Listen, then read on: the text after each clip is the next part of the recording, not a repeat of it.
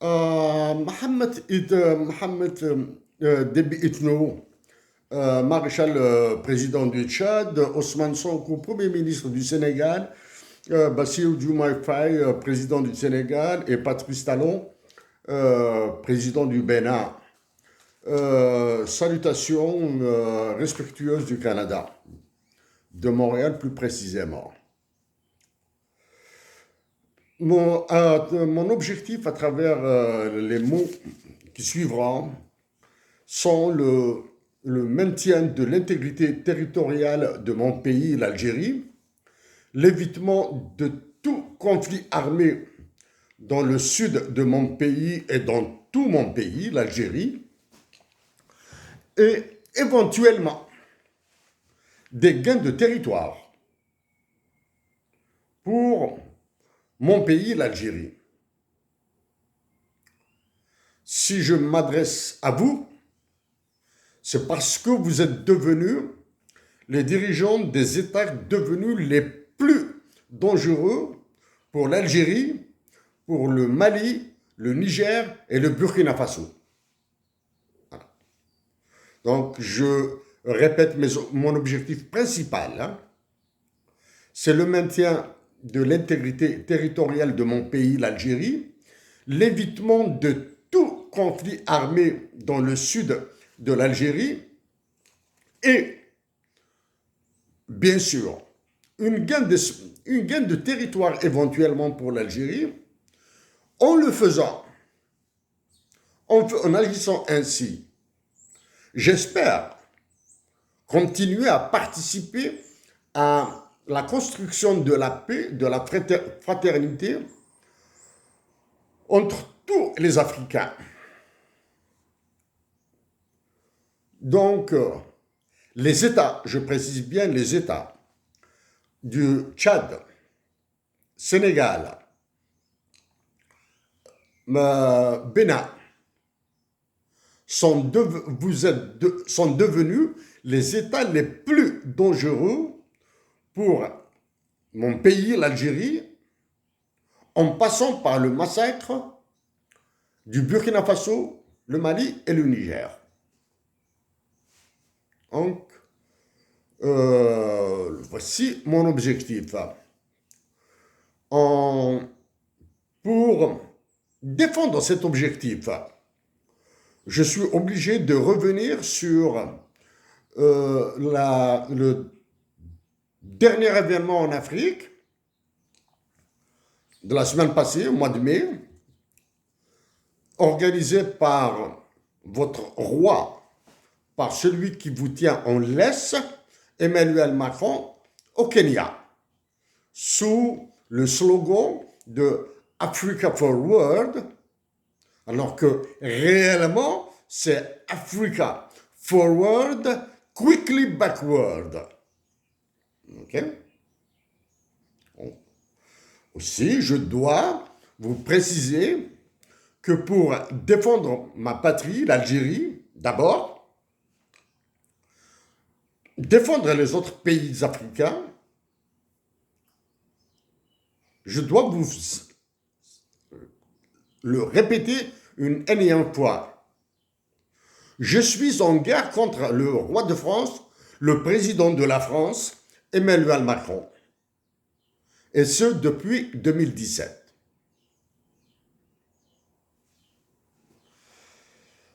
Donc, avant d'aller sur ce sujet, ce qui s'est passé à Nairobi, au Kenya, l'événement accélérateur de l'arriération de l'Afrique, des Africains, je dois commencer par rappeler certaines banalités. Pour moi, ce sont des banalités. Maintenant, avec le temps, elles commencent à avoir de l'importance. Dans mon ancienne vie en Algérie, j'étais élève au centre d'études et de recherche en informatique à Alger, dans la banlieue d'Alger. Donc à Alger, dans le centre d'études et de recherche en informatique, il y avait des élèves issus des pays voisins, du Mali, du Niger, de Mauritanie, qui avaient étudié l'informatique avec nous. Donc, quelque part, pas quelque part, certainement,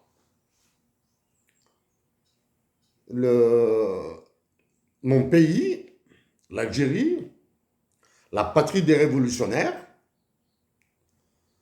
a aidé les pays voisins à se doter d'une ressource humaine bien formée en informatique, du temps où l'informatique était quasiment inconnue en Afrique.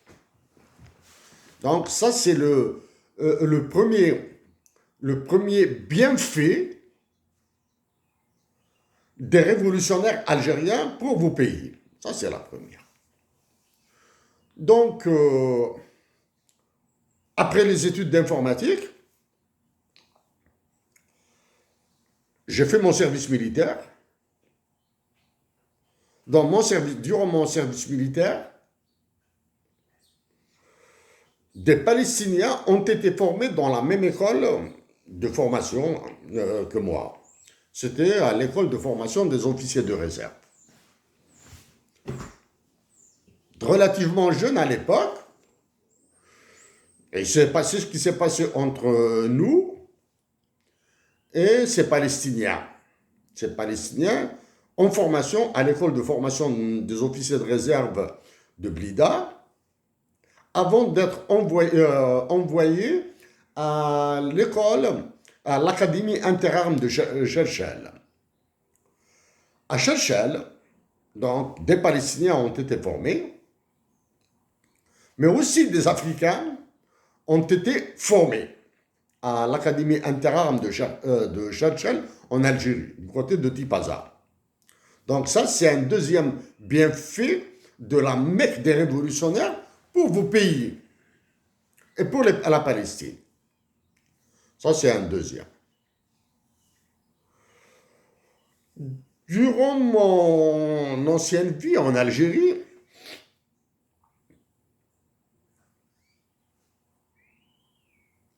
j'ai fréquenté certains milieux professionnels.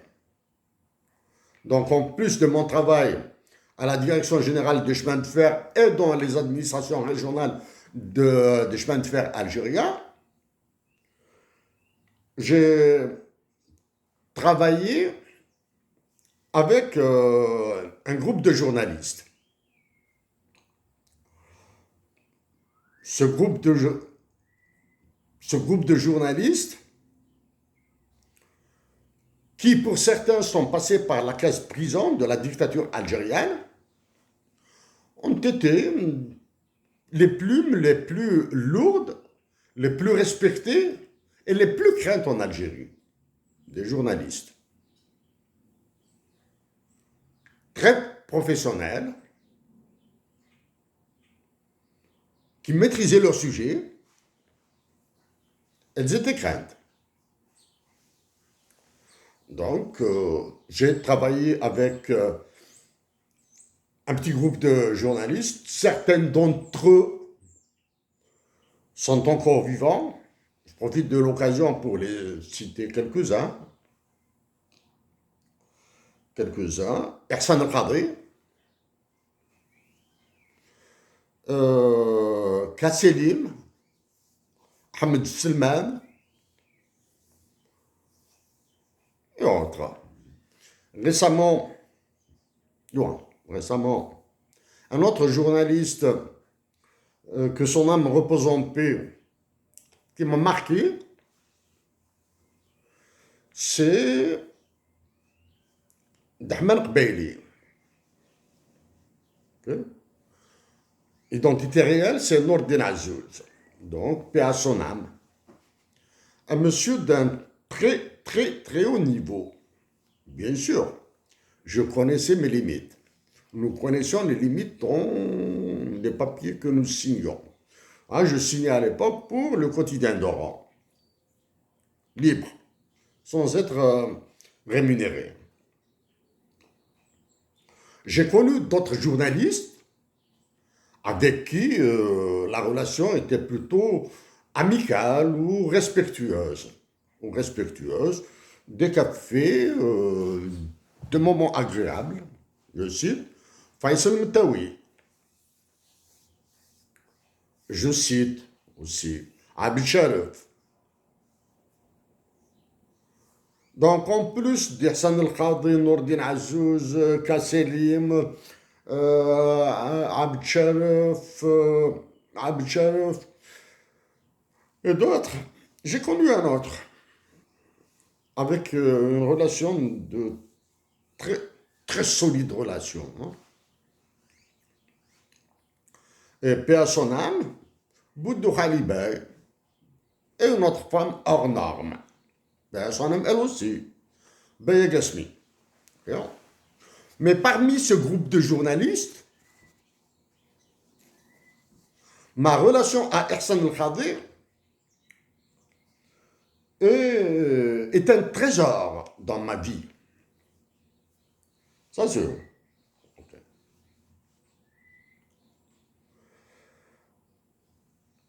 En tout cas, à cette occasion, je dis que dans mon pays, l'Algérie, des journalistes sont en prison. Okay. Et c'est une honte, voilà, pour mon pays. Hein. Non, je vais aller pour quelque chose de plus international. J'ai un élève d'un niveau plutôt au-dessous de la moyenne. Je dis bien au-dessous de la moyenne. Sans être trop faible, j'étais au-dessus de la moyenne.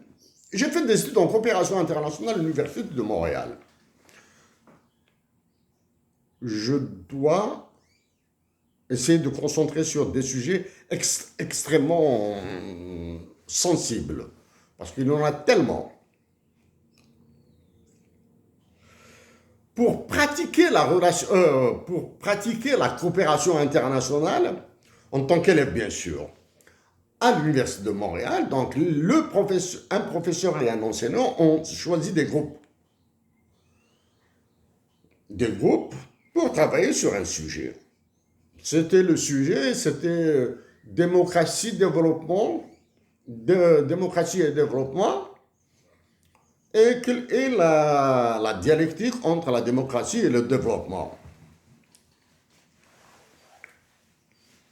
Voilà. Donc, ils ont choisi, pour nous forger à la coopération internationale, c'est-à-dire au travail en coopération internationale, c'était ce professeur et l'enseignant qui l'assistait qui avaient choisi des groupes, qui avaient imposé la composition de groupes. Dans mon groupe, dans le groupe auquel j'appartenais, il y avait un Suisse, il y avait un Camerounais, il y avait un Ivoirien et il y avait un Algérien, moi. Nous devions affronter un autre groupe sur le même sujet, démocratie, développement, etc. Progrès, croissance, toutes ces histoires-là. Donc nous devrions affronter un groupe. Dans le groupe adverse, il y avait une Syrienne, il y avait une Malienne, et il y avait deux autres étudiants dont je ne me rappelle pas la nationalité ou du moins les pays d'origine. Enfin, bien sûr, nous échangions. Normal, nous étions des camarades de groupe, du moins des camarades de cours, même si nous ne connaissions pas nos identités, même si les affinités étaient réduites, vraiment réduites, hein, chacun avait ses préoccupations. Donc nous devions affronter un groupe dans lequel il y avait une Syrienne et une Malienne. Durant la préparation du travail, des tensions dans notre groupe, sont apparues.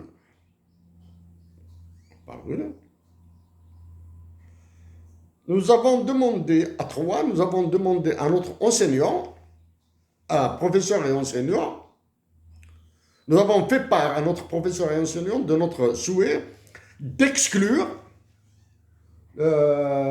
l'Ivoirien, l'étudiant ivoirien qui était avec nous, parce qu'il était quasiment absent. Refus catégorique des professeurs, du professeur et de l'enseignant. Refus catégorique de cette exclusion. Vous devez continuer ainsi. Donc, le résultat de notre travail, on pâtirait, hein, on pâtirait. Et il en a pâti. Donc, il fallait trouver la solution, comment neutraliser cet Ivoirien qui ne faisait absolument rien dans le groupe. Il passait son temps à se voyager. Le camarade suisse, il était resté dans le groupe juste pour la forme. Pour la forme. Il a travaillé ce qu'il a travaillé, les introductions, etc. Donc, il fallait trouver une astuce, un moyen pour isoler l'Ivoirien du groupe. Sans l'exclure, bien sûr. Okay. Nous avions 12 minutes pour défendre nos positions. Donc, pour chaque élève, en moyenne 3 minutes. Qu'est-ce que nous avions fait? Donc, nous avons chronométré que pour l'Ivoirien, il n'aura au plus 60 secondes d'intervention. Je dis bien 60 secondes d'intervention. Et nous l'avons arrêté à la 45e seconde. C'est des événements qui marquent. C'est des moments de tension qui marquent. À nos camarades d'en face, durant la préparation du travail, qui a duré 3 semaines ou un mois, etc., nous échangions un petit peu, parce qu'il y avait des références bibliographiques obligatoires. Des livres à consulter, il se trouve, à lire et à consulter, et il se trouve qu'ils sont communs, ce sont les mêmes références bibliographiques. Dans ces blagues, dans les moments de décontraction qui caractérisent ce genre d'échange, vraiment de décontraction, j'avais dit à mes camarades que tout ce qui concerne Amartya Sen dans son travail, le prix Nobel d'économie Amartya Sen, c'est à moi. Ça, je m'en occupe.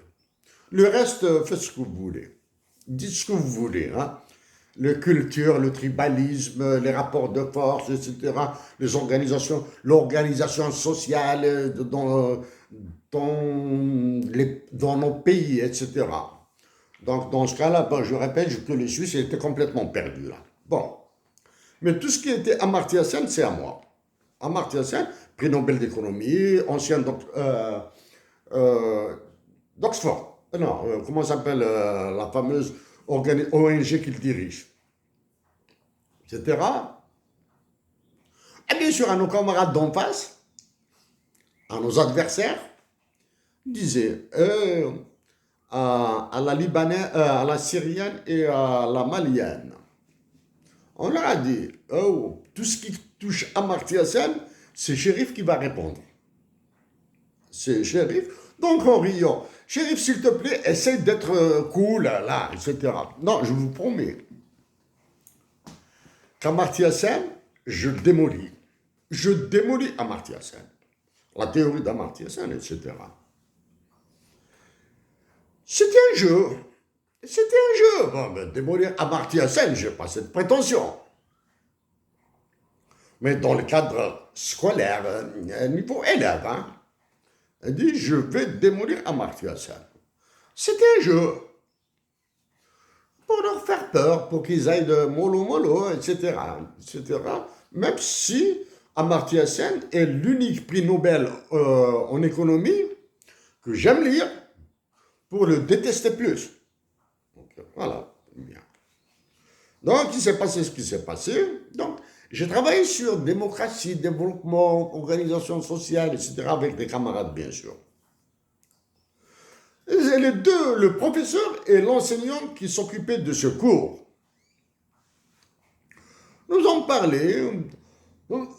Ils étaient des consultants pour la Banque mondiale à l'époque. Ils étaient, du moins, un était salarié de la Banque mondiale à l'époque, devenu professeur invité, etc. Par la suite, un est devenu professeur titulaire à l'Université de Montréal. Nous parlait de l'ancienne république, des anciennes républiques de l'URSS, de l'ex-URSS, l'actuelle Fédération de Russie, des travaux qu'ils faisaient là-bas, etc., pour le compte de la Banque mondiale, de certains comportements en Amérique centrale et en Amérique latine, en Amérique du Sud, etc. Nous parlait de tout ça. Et bien sûr, nous parlait de l'Afrique. Mon professeur, le professeur, à qui j'ai un immense respect, considération, a épousé une Africaine. C'est à moi qu'il l'a dit. Il me l'a dit, il dit, j'ai l'un des foyers les plus heureux au monde. Il a épousé une Africaine, culture africaine, tradition africaine, avec un peu de modernisation, modernité canadienne, bien sûr, là. Donc j'ai travaillé. Certains moments, l'enseignant nous expliquait un projet qui a été fait dans l'une des républiques, les ex-républiques du RSS. La Kirghizie, quelque chose comme ça. Je regardais, j'étais sidéré. Qu'est-ce qu'il nous raconte là? Donc à la fin de la séance, du cours, pour sortir fumer, parce que généralement c'est des cours minimum de 3 heures et il y a des cours qui durent 6 heures. Non-stop. Hein. Mais j'arrive, attends. Je lui ai dit, bon, je dois fumer là, hein, j'ai des vertiges. Il me dit, pourquoi tu as tenu la tête? Tu as tenu ta tête. Je lui ai dit, j'ai enseigné en Algérie. En parallèle à mon travail au chemin de fer et avec un journal, il dit, j'ai enseigné au Conseil d'État en Algérie. Voici ce que je faisais au Conseil d'État en Algérie alors que je devais enseigner à la Banque d'Algérie. Donc, il me répond, il dit, c'est le projet sur lequel j'ai travaillé. J'ai travaillé sur ce projet à la Banque mondiale et que nous avons dispatché sur tous les pays dans lesquels la Banque mondiale intervenait. Ça veut dire un petit travail, on va l'estimer. Hein. On va dire un travail qui a coûté 200 000 $, 250 000 $ à la Banque mondiale pour payer tous les consultants, tous les traitements de données, etc., les voyages, etc., il avait coûté 250 000 $, on va dire comme ça. J'ignore le montant. Hein. Il a été multiplié par une vingtaine de fois. Ça veut dire que si chaque pays, comme l'Algérie, payait 50 000 $, ça veut dire que ce projet à 250 000 $ aurait ramené 1 million de dollars pour la Banque mondiale. Le bénéfice, hein, la Banque mondiale, donc fait des profits sur dans ses interventions dans les pays comme l'Algérie, et comme dans les interventions comme dans vos pays, le Mali, le Tchad, le Sénégal, le Bénin, le Burkina Faso, etc. Donc j'ai travaillé sur ça. Alors qu'en Algérie, j'avais signé un contrat avec un organisme public, un organisme qui relevait du gouvernement algérien. Donc j'ai travaillé pour le compte de cet organisme, j'ignorais tout. C'est vrai que j'étais bien payé relativement à mon salaire de chemin de fer. J'étais bien payé.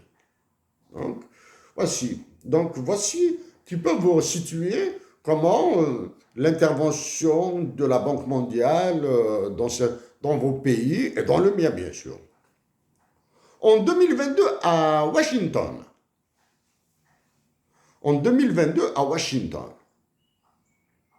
au siège du FMI, qui est à côté du siège de la Banque mondiale. Ils sont mitoyens.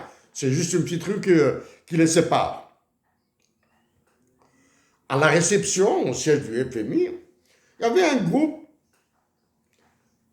je dirais 5, 6 personnes, 5, 6 personnes, je n'ai pas le temps de les toiser, de les compter ou quelque chose comme ça, plutôt très bruns, qui attendaient.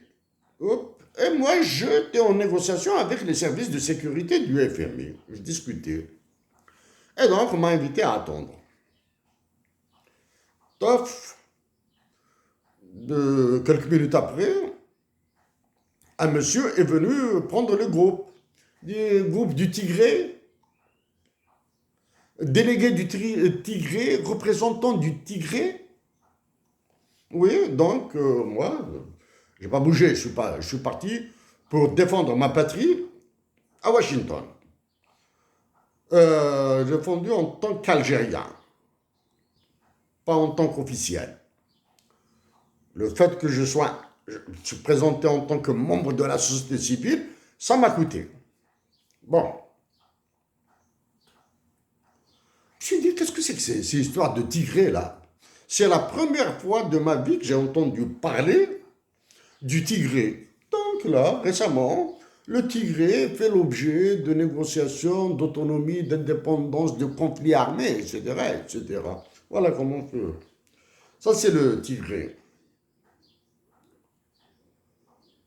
Je fais la même démarche au niveau du programme des Nations Unies pour le développement à New York, pas loin du siège de l'ONU. Donc, voici, je vous situe un petit peu là les interventions. Quand j'étais élève,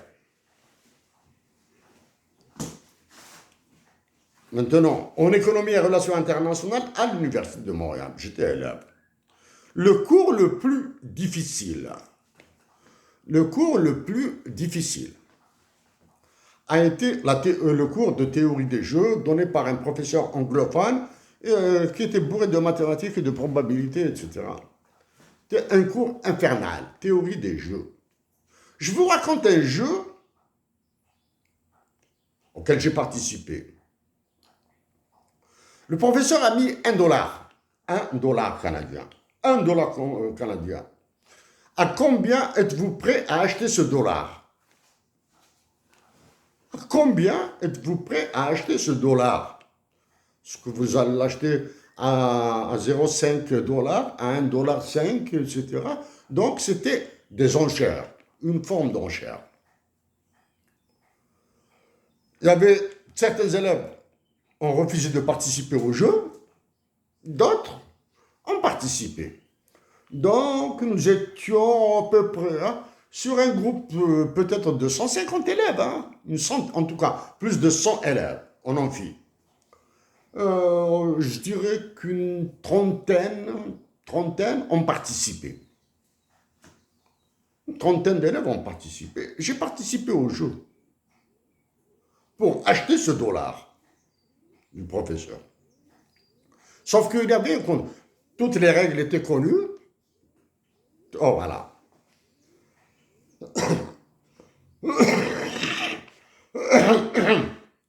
C'est le théorème de la connaissance commune qui s'appliquait bien.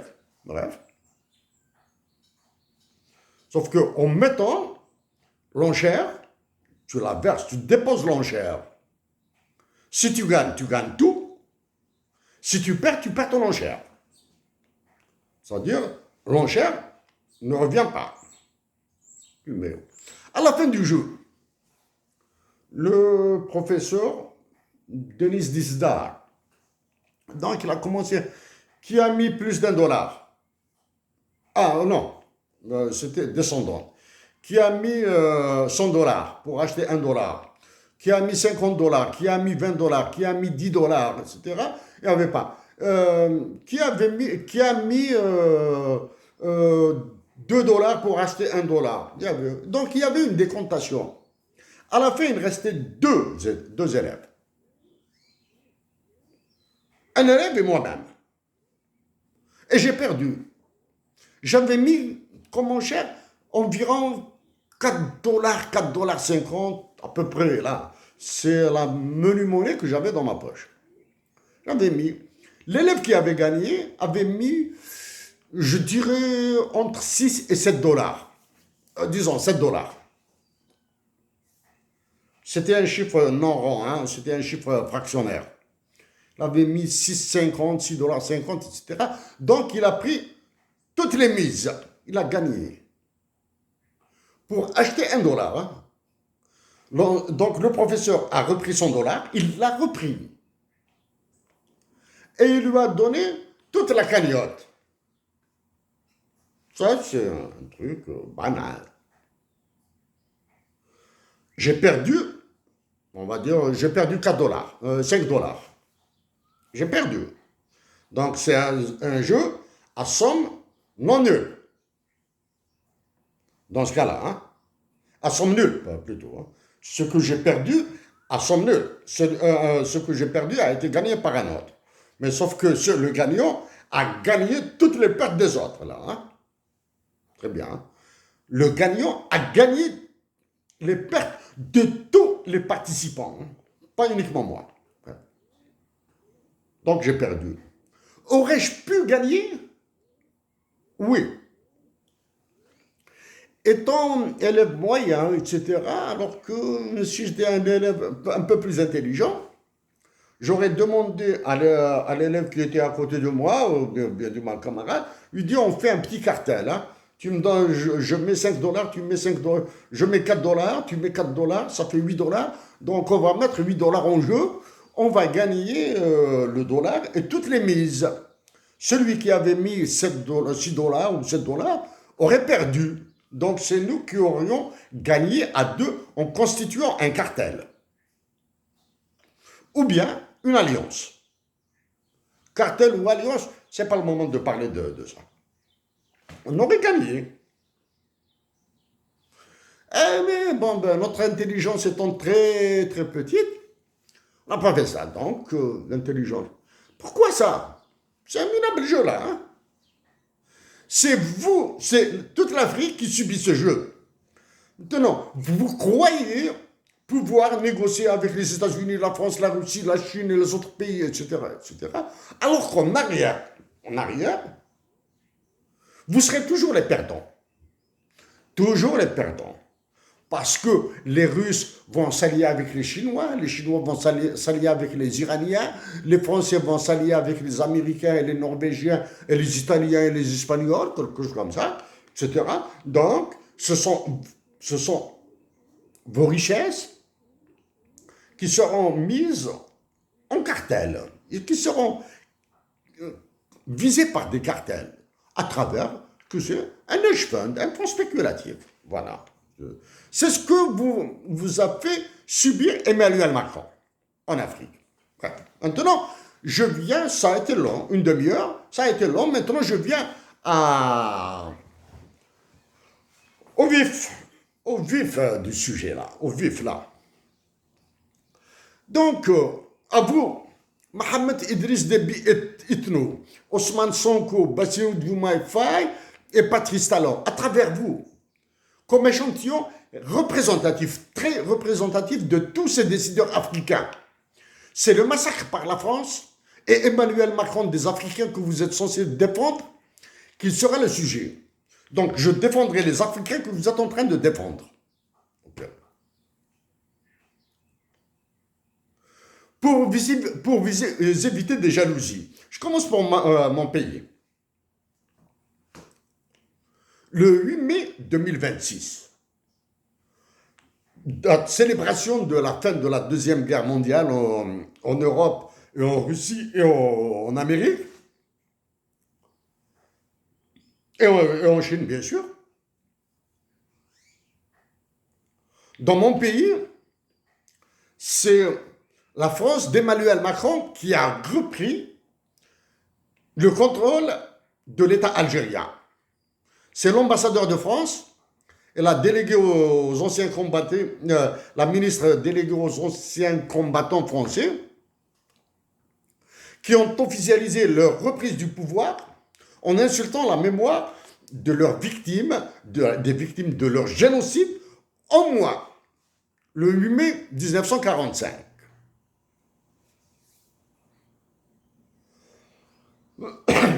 Parmi les derniers événements, parmi les derniers, sont les détaillés tous. Il y en a tellement. Il y a la visite du ministre de l'Intérieur français, accompagné des responsables des services secrets français à Alger. Et il y a la visite du ministre de la Justice français en Algérie. Pour la forme, je dis bien pour la forme, des ministres algériens iront en France. Ce folklore de la soumission serait un prélude à une visite d'État de son planton en Algérie. Quand je dis planton en Algérie, il s'agit de celui qui occupe la présidence de la République. Ça, c'est banal, ça, c'est banal. La plus grande humiliation qui a été subie par la nation algérienne, à travers les membres de l'État algérien, les décideurs algériens, a été la convocation en janvier 2021 à Paris des généraux les plus lourds de l'armée algérienne par Emmanuel Macron. Emmanuel Macron, en organisant des visites et accueil par le ministre des Affaires étrangères, ministre de la Défense français, etc., il a convoqué l'actuel chef d'état-major de l'armée algérienne et certains de son entourage, à Paris. Un chef d'État, un président Emmanuel Macron, qui convoque l'état-major d'une armée soi-disant d'un pays souverain. Ça, c'est la plus grande insulte, humiliation de mon pays. Je vous rappelle que mon pays, que ma patrie, Algérie, est la Mecque des révolutionnaires. Sans la révolution algérienne et sans la guerre de libération nationale, vous serez encore esclaves de la France dans une situation pire. Et en pire. Si la France vous a donné une certaine forme d'indépendance, c'est pour orienter ses effectifs militaires, pour utiliser ses effectifs militaires en Algérie. Okay? Je vous rappelle une autre insulte, que l'Algérie, à travers l'article 6 du traité de l'OTAN, est toujours propriété de la France. Le Mali, le Niger, le Maroc, la Tunisie, le Burkina, le Tchad, etc., pour eux, pour l'État français, ce sont de petits pays incapables de se soulever comme l'ont fait les Algériens. Voilà. Actuellement, en 2025, 2026, etc., mon pays, l'Algérie, est dans une affligeante situation politique, marquée par les pratiques de la dictature. Répression, privatisation de la justice, corruption, fuite de capitaux, gangstérisme, dépravation dans la vie sociale, destruction monétaire, destruction financière, destruction économique, etc. Des détenus politiques croupissent dans les prisons algériennes.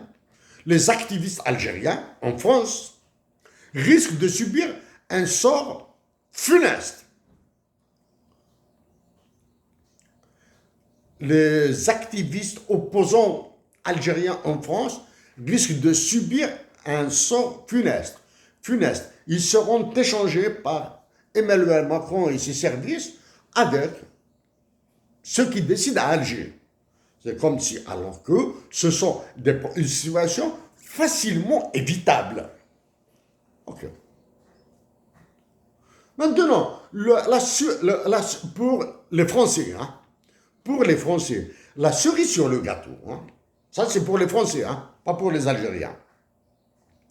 Emmanuel Macron imposera ses choix sur la composition de l'état-major algérien et le président qui sera désigné, qui sera élu ou réélu et qui fera son concierge à Alger.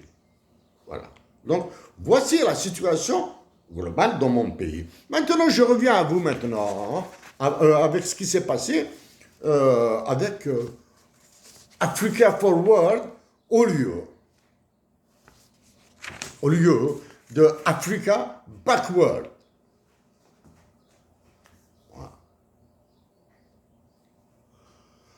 Avez-vous remarqué qu'en France, si vous vous intéressez un tout petit peu à ce qui se passe en France, Emmanuel Macron écrase, domine, a laminé les hommes politiques français. Il les a laminés.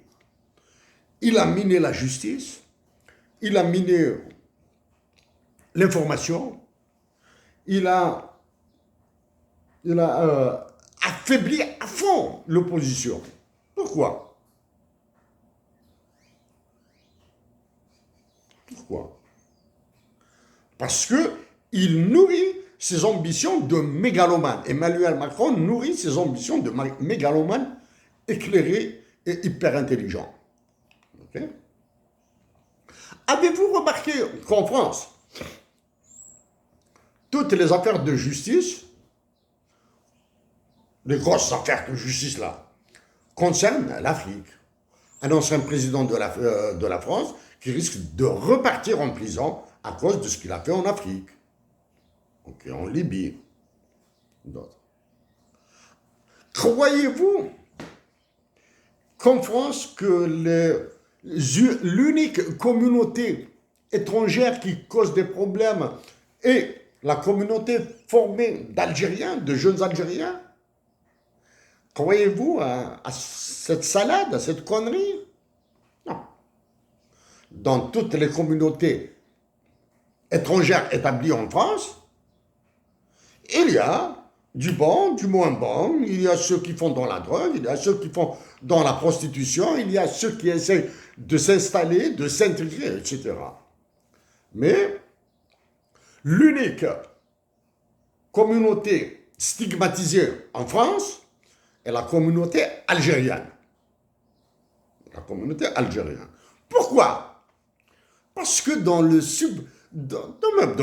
conscient, dans le subconscient de certains Français comme Éric Zemmour, comme Xavier Drioncourt, cet ambassadeur à 2 balles, etc., qui a ravagé l'Algérie, etc., la révolution algérienne et la guerre de libération nationale sont un concert mémoriel. Il est faux. Il n'y a que les Algériens. Et pourtant, il y a des Maliens, il y a des Nigériens, il y a des Guinéens, il y a des Nigérians, il y a des Sud-Africains en France, il y a de tous les pays. Il y a une émigration ou bien il y a des migrants de tous les pays africains, je présume. Mais il n'y a que les Algériens qui sont stigmatisés. Voilà. Avez-vous, en plus des scènes d'insultes que vous a infligé Emmanuel Macron, les scènes d'insultes, c'est quand il est intervenu avec le microphone, etc., pour dire salade. Et aucun chef d'État n'a réagi. L'État africain n'a réagi. Un parterre de chefs d'État écrasés. Ouais. Il a fait d'autres déclarations. J'ai lu les communiqués, les textes, les objectifs politiques et économiques, hein, les déclinaisons des objectifs de cette Africa backward. Je les ai lus. Il n'y a aucun objectif qui est à la portée de la France et encore moins des États africains que vous dirigez. Vous,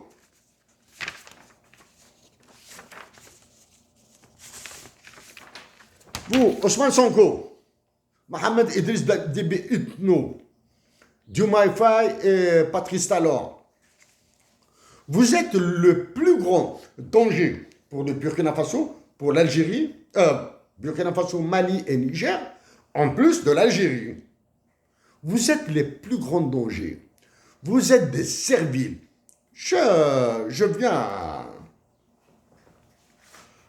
à un sujet sensible. J'évite l'émotion, mais je garde ma passion. Vous deux. Donc, après le massacre du 8 mai 2026, les décideurs algériens ont été absents de Nairobi, Kenya. La Tunisie, je pense, le Maroc aussi, etc. Le Burkina, le Mali et le Niger, n'en parlons pas. Le Mali a subi ce qu'il a subi par une attaque militaire par le JNIM, par le FLA, etc. Si Emmanuel Macron n'a pas donné le feu vert à ses services secrets, cela signifie que je ne comprends absolument rien. Voilà. Parce que vous n'avez aucun service secret. Comme l'Algérie, les services secrets algériens ont été broyés. Mais par contre, vous avez des généraux, des colonels, etc. Vous avez tout ça là, hein, qui ne servent absolument à rien. Êtes-vous conscient qu'Emmanuel Macron, après 2 mandats en France, est le président qui a explosé la dette française, 3300, 3400 milliards d'euros. Okay. C'est le président qui a désindustrialisé la France. Ce sont ses ministres qui le disent. Ce sont des livres d'économistes.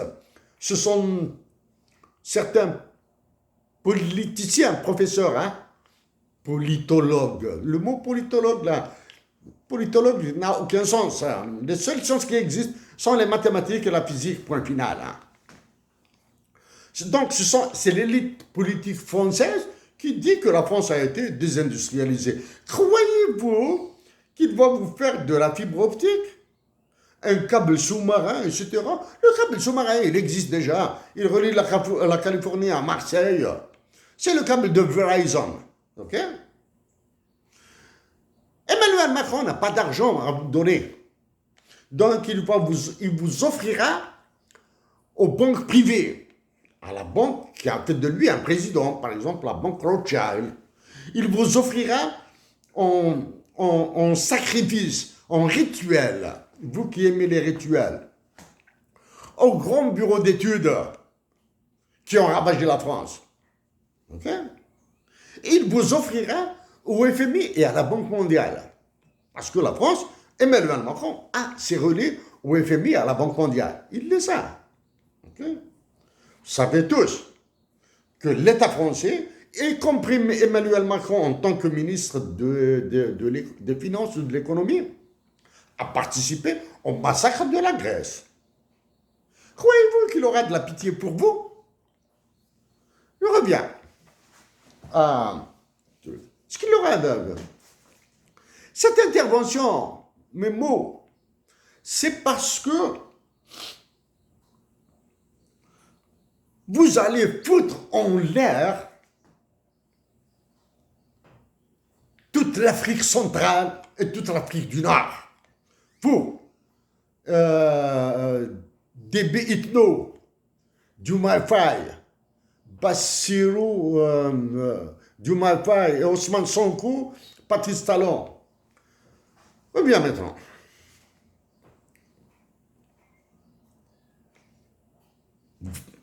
non, normalement, vous serez d'accord avec moi que la France n'a jamais été le pays des droits de l'homme, n'est pas le pays des droits de l'homme, ne sera jamais le pays des droits de l'homme. Ok? La Déclaration universelle des droits de l'homme, claironnée par les Français, c'est plutôt les droits de l'homme développés par les Américains qui ont été ramenés par ce philosophe français là, qui a vécu aux États-Unis à la fin du XVIIIe siècle. Il a ramené, comment il s'appelle là? Ça n'importe peu. La Déclaration universelle des droits de l'homme de 1948, la France n'a pas participé par un mot dans sa rédaction à San Francisco. Ok. Elle a eu les honneurs de la proclamation à Paris. Ce qui se passe actuellement aux États-Unis avec toutes ces affaires d'Epstein, etc., la semaine, du moins, dans quelques jours, je réagirai encore à ce qu'a fait Donald Trump en Algérie. Là. ce qui se passe aux États-Unis d'Amérique, tout ce qui est lié à la pédophilie, à la pédocriminalité, au réseau de prostitution internationale, au réseau de prostitution internationale, etc. Aux États-Unis, ça a fait des dégâts énormes. En France, rien. Parce que ces réseaux sont hyper puissants en France, là. Bref, bon.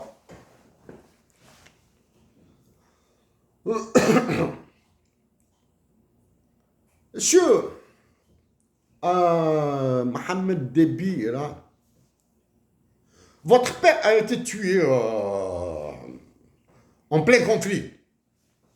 L'opposition armée à votre père avait promis de prendre le pouvoir en N'Djamena 3-4 jours après. Une fois l'enterrement de votre père terminé, ils allaient faire l'offensive. Vous comprendrez, bien sûr, vous serez d'accord avec moi, ou du moins, vous éviterez de me démentir que c'est la France qui manipule tout ça là. Hein? Ok. Même chose au Mali, au Niger, au Burkina Faso. Il est incroyable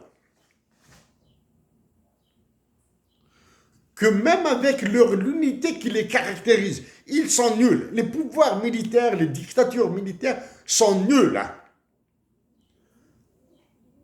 Mais faire l'effort pour sortir de cette nullité est important, est nécessaire, il est indispensable. Il s'agit de peuples qui crèvent. Donc, toutes ces dictatures militaires, ou bien les dictatures d'affaires,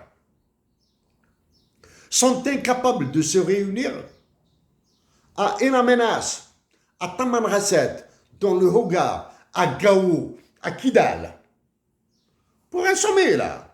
Oui, vous allez vous réunir dans une tente, pas dans des bâtiments climatisés, vous mangez du caviar ou bien des cuisses de grenouille, etc. Là, hein. Là si ce n'était le malheur des Africaines et des Africains, je dirais que ce qui s'est passé à Nairobi est une blague, une mauvaise blague qui pourrait faire rire certains. Président de la Commission de l'Union africaine, sa vice-président, etc. La présence du secrétaire général de l'ONU, il est en fin de cycle là. Hein? Le secrétaire général de l'ONU est en fin de cycle, etc. Plus ceux qui ont massacré l'Afrique, il suffit que vous preniez des livres écrits par des Français.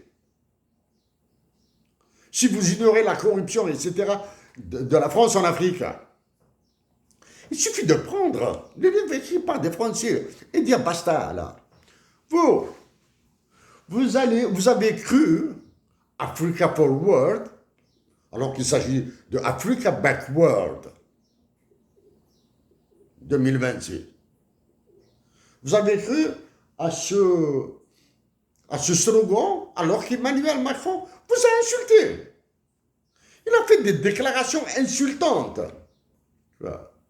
Au lieu d'aller vers, en perdant des plumes, hein, ça n'est perdre, en perdant des plumes, à l'image de l'Iran, à l'image de la Corée du Nord, au lieu d'aller vers la Russie, la Chine et d'autres des pays du Golfe, ils ont de l'argent là, de vous installer une banque centrale chez vous là, de vous créer une monnaie ex nihilo. Vous créez une monnaie.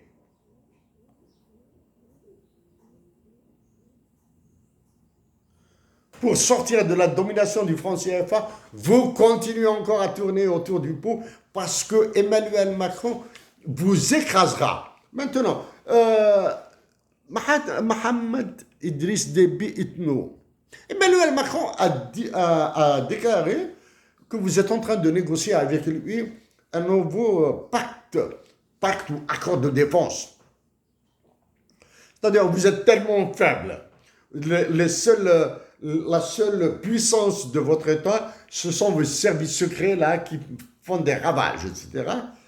Oui, pour vous maintenir au pouvoir à la présidence du Tchad jusqu'à l'âge de 85 ans, oui, vous allez signer un pacte de défense. Alors que le Tchad, devenu un, devenu un terrain explosif, avec le Soudan, avec ce qu'il va faire en Algérie, avec la Libye, avec le Niger, qui est très vulnérable, le Tchad est devenu une plateforme pour la déstabilisation de toute l'Afrique du Nord, l'Afrique saharienne, et cette Afrique du Sud-Est, là, hein, en allant vers la Corne de l'Afrique. Hein. Vous avez signé, du moins, vous êtes demandeur d'un pacte de défense avec la France. L'épouse de votre père a déclaré que c'est Emmanuel Macron, que c'est la France qui vous manipule. Maintenant, les accidents de l'histoire.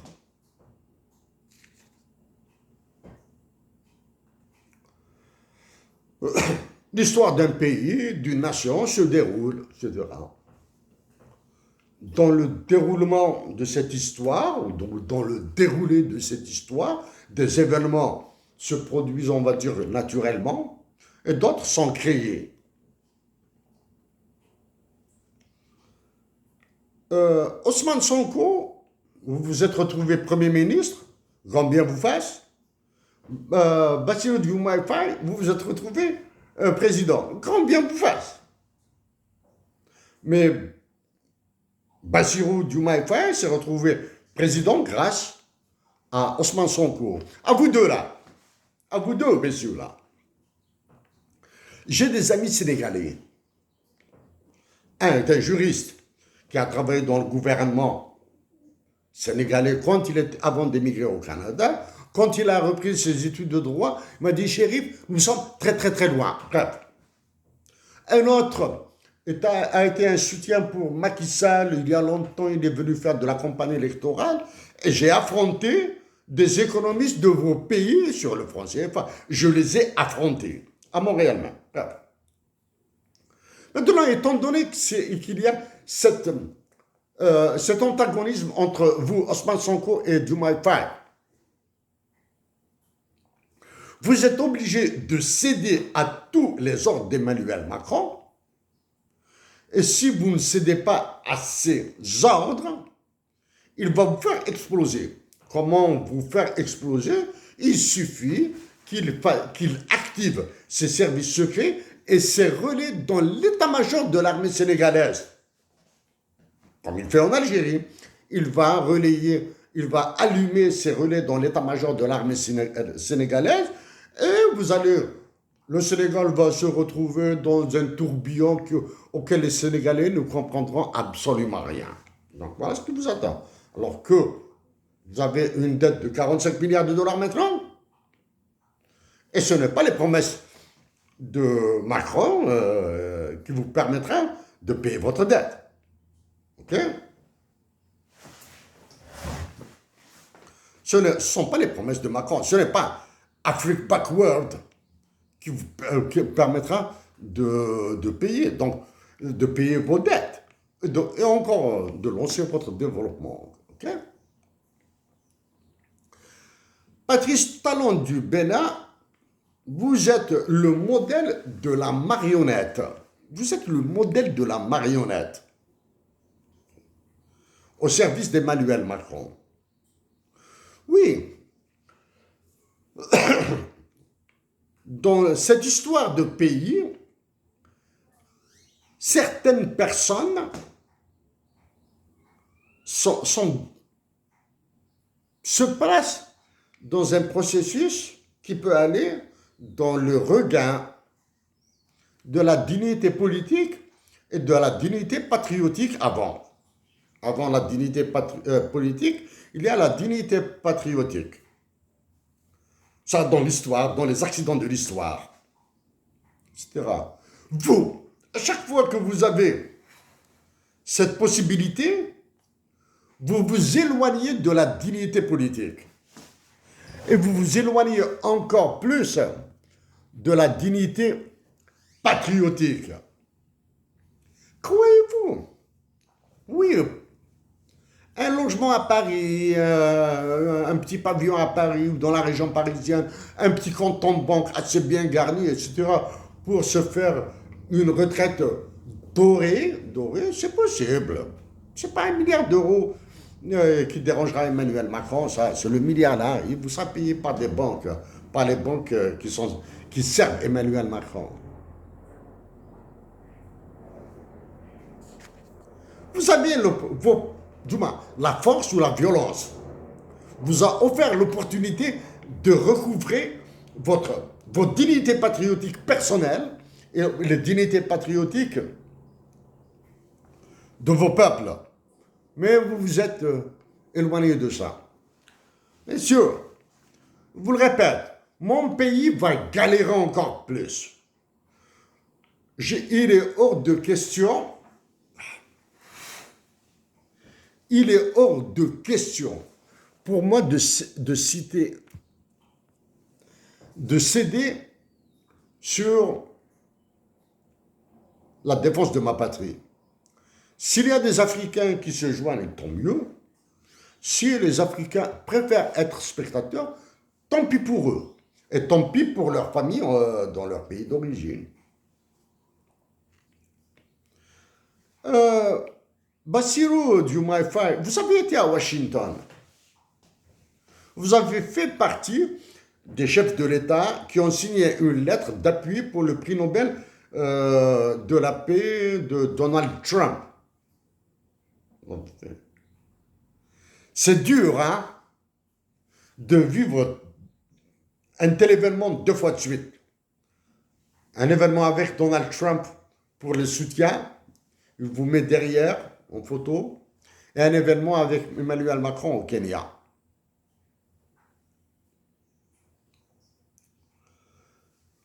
C'est très dur. Donc, j'espère que les Sénégalais et les Sénégalaises demeureront pacifiques, mais j'espère. Au même titre que mes compatriotes d'Algérie diront basta à Emmanuel Macron. Maintenant, vous allez dire Emmanuel Macron, dans une année, il ne sera plus président. Vous croyez au Père Noël, si vous me dites ça. Bien, vous êtes naïf, bien, vous n'avez aucune capacité de lumière. Problème de lumière.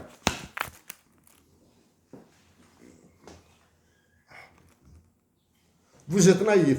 Est-ce que vous savez qu'Emmanuel Macron a créé la coopération politique, la coopération politique en Europe? En plus de l'Union européenne, il a créé ce Conseil de la coopération en Europe. Ce conseil privé d'Emmanuel Macron, dont une réunion a eu lieu à Erevan, en Arménie. Oui, Emmanuel Macron a tellement ravagé la France qu'il ne pouvait presque plus se présenter pour un 3e mandat. Emmanuel Macron a fait mieux maintenant. Il a laminé l'opposition française, il a broyé la justice, il a policé la France, Maintenant, puisqu'il traîne énormément de casseroles, y compris dans sa sphère privée, tenter le coup de la révision constitutionnelle était trop gros. Qu'est-ce qu'il a fait? Très bien. Il prépare des membres du Conseil constitutionnel, Conseil d'État, ses ministres, ses gouvernements, son assemblée en France, pour qu'ils puissent élargir ce Conseil de la coopération en Europe qui s'est réuni en Arménie à Erevan, pour supplanter l'Union européenne. Emmanuel Macron est plus intelligent que vous et il est plus fort que vous et il se fera les moyens de sa politique. Ce n'est pas vous, Africains, chef d'État, soi-disant chef d'État-major, Premier ministre, etc., Africains, qui allez freiner Emmanuel Macron, qui a déjà eu la peau de Keir Starmer, le Premier ministre anglais. Il va sortir. qui a failli envoyer, qui a complètement déstabilisé le Premier ministre, le chef du gouvernement allemand, Merz. Voilà, non. Et actuellement, le Premier ministre du Canada lui échappe d'une certaine manière, mais il risque de l'entraîner dans son bourbier, là, dans ce bourbier organisé par Emmanuel Macron pour qu'il devienne le président de l'Union européenne. Emmanuel Macron, il vous a installé il a participé à l'installation d'un terroriste comme président de la Syrie. Il a massacré le Liban. Et il soutient, il lui est impossible de dire un mot négatif sur Benjamin Netanyahou. Impossible de dire que le lobby juif en France le tue, le massacre, l'étrangle, impossible, etc. Et vous croyez qu'il vous sauvera? Que vous croyez qu'il aura pitié des Africaines et des Africains? Croyez-vous qu'il cédera l'uranium, le cobalt, le lithium et toutes les terres rares aux Chinois et aux Américains sans qu'ils prennent sa part? Sans l'Afrique, sans le franc CFA et sans vos ressources naturelles, la France plongera plus vite dans le sous-développement. À vous, réveillez-vous. Mais faites ce que vous voulez en tout cas. N'oubliez jamais que c'est la nation algérienne qui sauvera encore l'Afrique. Au plaisir de m'adresser encore une fois à vous.